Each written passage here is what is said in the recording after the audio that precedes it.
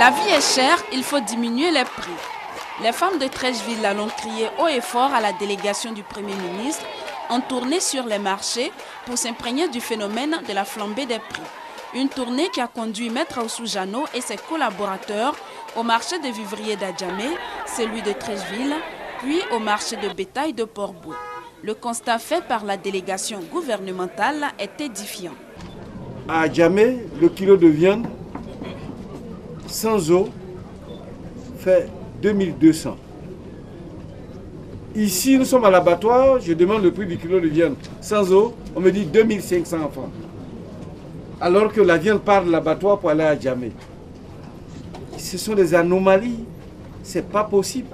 Nous sommes dans une économie libérale, c'est la liberté, la concurrence, mais nous allons contrôler les prix. S'il s'avère que des individus ici, dans ce pays, entravent le fonctionnement normal de ces règles du jeu, et la loi les frappera dans sa vigueur.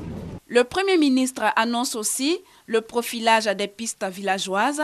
Objectif, faciliter l'acheminement du vivrier vers les villes.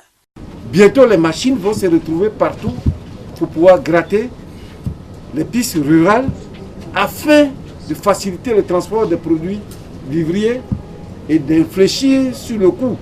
Plus on a de produits, plus les prix vont baisser. Un accent particulier sera aussi mis sur la lutte contre les intermédiaires à l'origine des faux frais.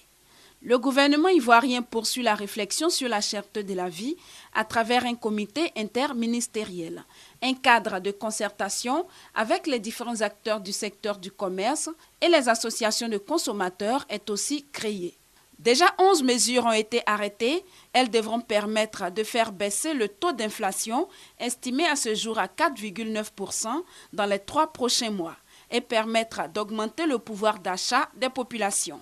À l'issue de cette tournée, le gouvernement a offert du matériel d'une valeur de 10 millions de francs CFA au district d'Abidjan pour le contrôle de la qualité de la viande qui sort de l'abattoir de Port-Bouët.